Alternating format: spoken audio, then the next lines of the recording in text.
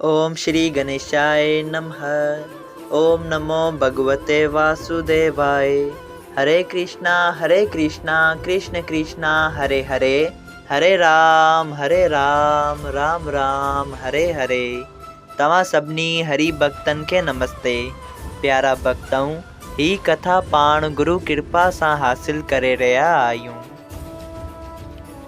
श्री गणपति सरस्वती जो दरे ध्यान करियां थो मां भागवत महापुराण जो बयान, जंहिंमें व्यासदेव ऐं सुखदेव जी कयो आहे श्री कृष्ण लीला जो गुणगान। सभई चओ जय भागवत महापुराण।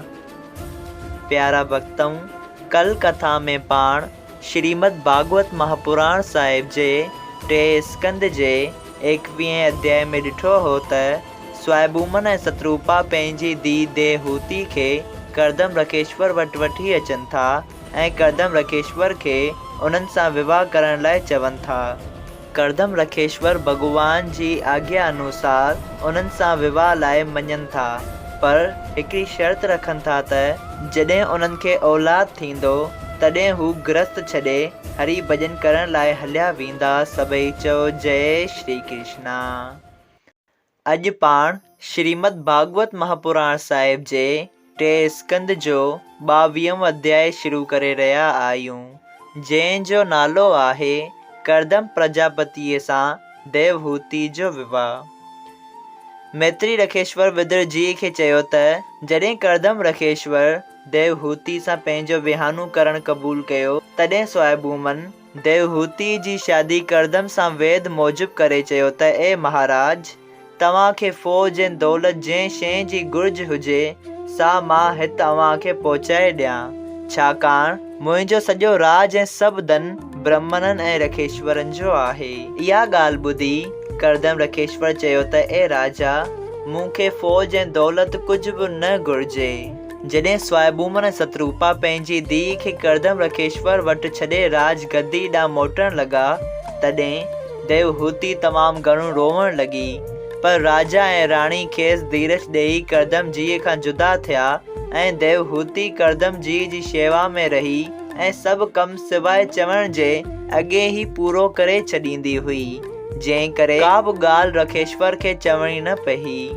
राजा स्वयंभूमन बृहस्पतिपुरी में पंहिंजी राज गद्दी ते वञी वीचार कयो त मूं वटि राज ऐं धन दौलत घणी ई आहे ऐं दुनिया में आदमी ज़्यादा दौलत हूंदे बि उनखे बेफ़ाइदे पंहिंजे सुखनि लाइ, जेके सुख हमेशा नथा रहनि, उन्हनि जे लाइ ख़र्च कनि था, पर परलोक जो कुझु बि डपु नथा रखनि। तंहिं करे आदमीअ खे घुर्जे त जंहिंखे परमेश्वर दौलत ॾिए सो उनखे नारायण जी जे नाले ते चङे कम में ख़र्च करे।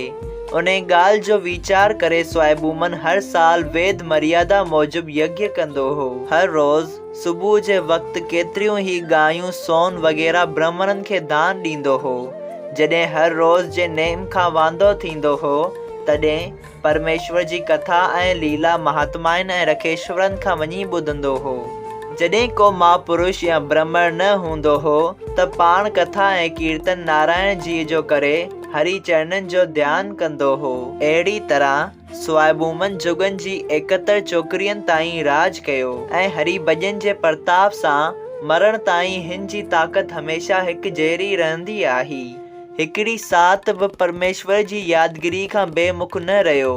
हिन जे राज में प्रजा लोक जॾहिं घुरंदा हुआ तॾहिं हरी इच्छा सां बरसात वसंदी हुई ऐं 12 ई महीना हर क़िस्म जा फल फूल वणनि में लॻा रहंदा हुआ ऐं सभु रहित ख़ुशि रही परमेश्वर जो भॼन ऐं सुमरन कंदी हुई ऐं ख्वाब में बि कंहिं दुख न थे ॾिठो। जगत जो सभिनी खां पहिरियों सम्राट स्वयंभूमन हो, जो जनता में ॾाढो प्यारो हो ऐं पंहिंजो राज सुठे ढंग सां हलायाई। सभई चयो जय श्री कृष्णा। श्रीमद् भागवत महापुराण साहिब 3 स्कंद 22 अध्याय संपूर्ण थियो। अगर तव्हां सभिनी हरि भक्तन खे हिन कथा मां लाभ हासिल थियो हुजे त कृपया हिन कथा खे ॿियनि हरि भक्तन सां शेयर कजो त उन्हनि जो बि भलो थिए ऐं तव्हांजो बि भलो थिए। सभई चओ जय सिया राम, राधे राधे।